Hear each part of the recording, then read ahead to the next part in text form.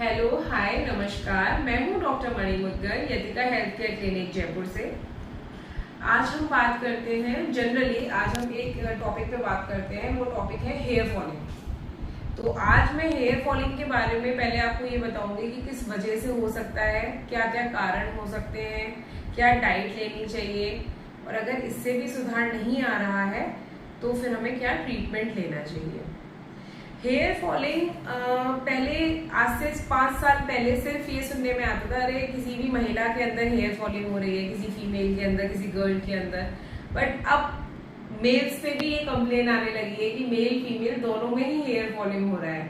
पहले ये था कि मेल्स इतना ध्यान नहीं देते थे, लेकिन आजकल मार्केट में इतने तरह के प्रोडक्ट्स आ रहे हैं कि मेल का अलग है, फीमेल का अलग है, जिससे कि अब ये मेल्स भी बता पाते हैं कि भाई हमें भी हेयर फॉलिंग हो रही है तो हम क्या लगाएं, हम कौन सा शैम्पू लगाएं, कौन सा कंडीशनर यूज करें जो हेयर फॉलिंग ना हो।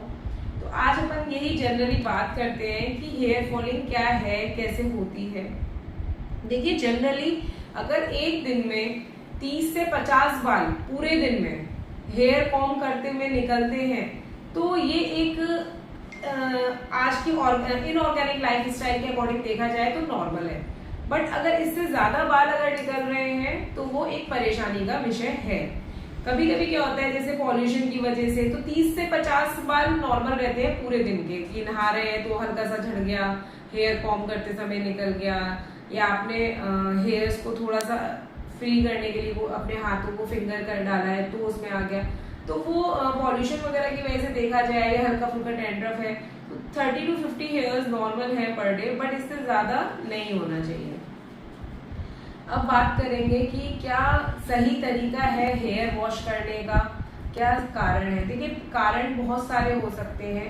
सबसे पहले देखा जाए तो क्या आप हेयर्स को सही तरीके से वॉश करते हैं, सही प्रोडक्ट आप यूज कर रहे हैं या नहीं। दूसरा, कहीं आपको डैंड्रफ तो नहीं है। ये मैं आपको कुछ मुख्य लक्षण बता रही हूँ, हो सकता है जो आपको हो रहा हो वो इसमें ना हो, ठीक है, लेकिन इसका मतलब ये नहीं है कि वो एक सिम्टम नहीं है। ठीक, डैंड्रफ हो सकता है, डाइट हो सकती है कि आप ठीक तरीके से पूरी प्रॉपर डाइट नहीं ले रहे हैं, स्ट्रेस और एंजाइटी हो सकता है, किसी तरीके का कोई मेडिकेशन हो सकता है जो आप ले रहे हैं, उसमें स्टेरॉइड्स हो या कोई क्रोनिक डिजीज की दवाई हो जिसकी वजह से हेयर फॉलिंग हो रही है। आपके अंदर विटामिन्स या मिनरल्स या प्रोटीन की डेफिशिएंसी की वजह से भी हो सकता है। थायराइड में भी हेयर फॉलिंग होती है, ठीक है। डेफिशिएंसी की बात करें तो वो अब आप कहोगे कि हमें कैसे पता चलेगा, लेकिन हमारा बॉडी जो है वो हमें बता देता है कि हमारे अंदर क्या क्या परेशानियां आ रही हैं। तो उससे हम अंदाज़ा लगा सकते हैं घरेलू उसमें कि हमें ये परेशानी हो सकती है। थायराइड हो सकता है, अगर किसी का TSH लेवल ज़्यादा है या कम है तो उसमें भी हेयर फॉलिंग होता है। मतलब हाइपोथायराइडिज्म और हाइपरथायराइडिज्म, इन दोनों में ही हेयर फॉलिंग होता है।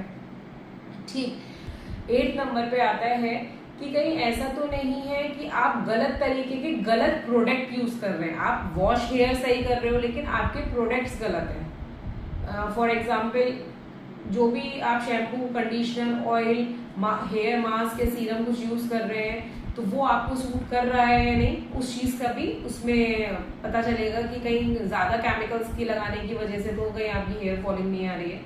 9th नंबर पे आता है कि आप कोई हेयर कलर यूज कर रहे हैं जो आपको बॉडी को सूट नहीं कर रहा है, या उसमें केमिकल्स ज्यादा हैं जिस वजह से हेयर फॉलिंग हो रही है। एंड लास्ट आता है 10th नंबर कि आपकी डेली का रूटीन क्या है, आपका पूरा डेली रूटीन क्या है, जिसपे डिपेंड करता है आपका हेयर फॉलिंग क्यों हो रहा है। तो ये 10 लक्षण, मुख्य 10 लक्षण हैं जो हमें ये बताते हैं कि हमारा हेयर फॉलिंग किन वजह से हो रहा है, ठीक है।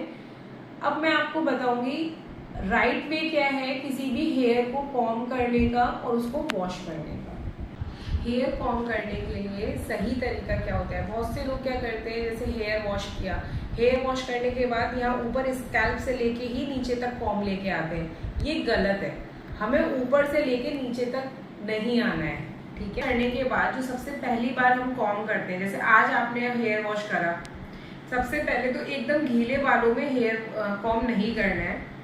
सबसे पहले क्या करना है, टॉवल से थोड़ा सा आपको बालों को सुखाना है। ये नहीं है कि एकदम पानी टपक रहा है और आप हेयर कॉम्ब कर दो, ठीक है। थोड़ा थोड़ा, ना वो ज्यादा गीले हो और ना वो ज्यादा सूखे हो, और सबसे जो आप ये करते हो ना कि यहाँ से स्कैल्प से लेके लेंथ तक कॉम्ब को लेके आते हो, वो गलत है। आपको ऊपर से नीचे के डायरेक्शन में कॉम्ब को नहीं लेके आना है। हेयर कॉम्ब करने के लिए आपको क्या करना है, अपने बालों को 2 पार्ट्स में डिवाइड करना है। 2 पार्ट्स में डिवाइड करने के बाद हाफ पार्ट का जो है ना, पहले उसको नीचे की जो लेंथ है आपको उसको करना है, उसको जितने भी फ्रीजी हेयर हैं आपको उनको फ्री करना है। फिर आपको उसको ऊपर की हाइट पे चलना है, फिर आपको उससे ऊपर की हाइट पे चलना है। आपको नीचे से ऊपर चलना है, down to up to down नहीं आना है, डाउन टू अप जाना है, वो भी सेगमेंट्स में जाना है। पहले इतना नीचे का लेंथ का पार्ट कवर करेंगे, फिर उससे ऊपर का कवर करेंगे, फिर उससे ऊपर का कवर करेंगे। तो उसमें क्या होगा, जब आपका नीचे का बाल जो है वो फ्री रहेगा और आप ऊपर से कॉम्ब करोगे तो आपका जो कॉम्ब है ना वो अटकेगा नहीं, बाल टूटेगा नहीं, तो आपकी लेंथ भी कम नहीं होगी। और ऊपर जब स्कैल्प से आप फ्री करोगे तो आपका जो हेयर है वो स्कैल्प से भी रिमूव नहीं होगा। तो जो सही तरीका है वो डाउन टू अप है। तो हमेशा आपको कोशिश करनी है कि बालों को सुलझाने के लिए, कॉम्ब करने के लिए नीचे से ऊपर की तरफ जाना है। हमेशा हेयर कॉम्बिंग जो करनी है वो हमें डाउन टू अप जाना है, ठीक है। सेकेंड, बहुत से लोग ये कहते हैं कि हम जब हेयर वॉश करते हैं ना, हेयर वॉश करने के बाद पता नहीं क्या हो जाता है, बाल बहुत अजीब से हो जाते हैं, ड्राई हो जाते हैं। देखिए उसके 2 रीजंस हैं। पहला रीज़न तो ये है कि आप सही तरीके का प्रोडक्ट यूज़ नहीं कर रहे हैं, या तो आप केमिकल बेस्ड प्रोडक्ट यूज़ कर रहे हैं। तो आप कोशिश करो कि आप ऑर्गेनिक प्रोडक्ट यूज़ करो। दूसरा, डीप कंडीशनिंग बहुत ज़्यादा ज़रूरी है। तो वीक में या 15 डेज में 1 या 2 बार डीप कंडीशनिंग करनी है। तो उसके लिए आपको क्या करना है, जो आप कंडीशनर यूज़ करते हो उसको कंडीशनर लेके और थोड़ा सा ऑयल, मतलब दोनों को सेम क्वांटिटी में, अगर 1 चम्मच कंडीशनर है तो 1 चम्मच ऑयल, 2 चम्मच कंडीशनर है तो 2 चम्मच, मतलब सेम क्वांटिटी रहनी चाहिए। उसको अच्छा सा एक पेस्ट बना लीजिए और उसको लगा के पूरे बालों में, स्कैल्प में नहीं लगाना है, लेंथ पे लगाना है। अपर यहाँ से आप लगा सकते हैं, यहाँ से लेंथ हमारी शुरू हो जाती है, लेंथ से लेके नीचे जितनी लेंथ है उसमें लगा के, और उसको डीप कंडीशनिंग के मतलब होता है कम से कम 15 से 20 मिनट या 20 से 25 मिनट आप उसको छोड़ दीजिए। उसके बाद फिर आप उसको वॉश करो।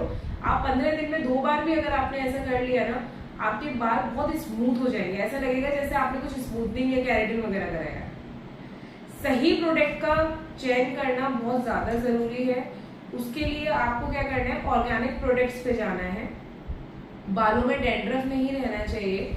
मंथ में 1 बार ऐसे प्रोडक्ट यूज करिए जिससे कि आपको डैंड्रफ ना रहे। केराटिन वगैरह वाले जो प्रोडक्ट्स आते हैं उनसे थोड़ा सा दूर रहना है। डेफिशिएंसी अगर किसी चीज की लग रही है कि B12 की या विटामिन D की डेफिशिएंसी है तो प्लीज उसके सप्लीमेंट्स लेने शुरू कर दीजिए। दूसरा, कभी भी कंडीशनर या मास्क को स्कैल्प पे, बालों की जड़ों पे नहीं लगाना है। बालों की जड़ों पे कभी भी स्कैल्प पे मास्क या कंडीशनर नहीं होना चाहिए। कंडीशनर और मास्क हमेशा लेंथ पे यूज होता है। शैम्पू आप यूज कर सकते हो, क्योंकि शैम्पू का काम होता है आपके पूरे हेड की डस्ट को बाहर निकालना, रिमूव करना गंदगी को। तो शैम्पू आप यूज कर सकते हो स्कैल्प में, बट कंडीशनर और मास्क को कभी भी उसमें यूज नहीं करना है जड़ों पे। इसके और सिम्टम्स के बारे में और ट्रीटमेंट के बारे में, ऑयलिंग के बारे में कि ऑयलिंग कब कब कैसे कैसे करनी है, मैं नेक्स्ट वीडियो में बताती हूँ, क्योंकि नहीं तो ये वीडियो बहुत लंबा हो जाएगा। ठीक है, तो नेक्स्ट वीडियो में आपको बताऊंगी कि ऑयलिंग कैसे करनी है, ऑयल में क्या क्या चीज़ें आप आयुर्वेदिक ऐड कर सकते हो, क्या ट्रीटमेंट आप इसका ले सकते हो, वो मैं आपको बताऊंगी नेक्स्ट वीडियो में। तब तक आप मुझे डायरेक्ट, जिस दिन को हेयर फॉलिंग की प्रॉब्लम है, प्लीज़ मुझे इंस्टा पे DM या फेसबुक या यूट्यूब पे करिएगा। तब तक के लिए नमस्कार।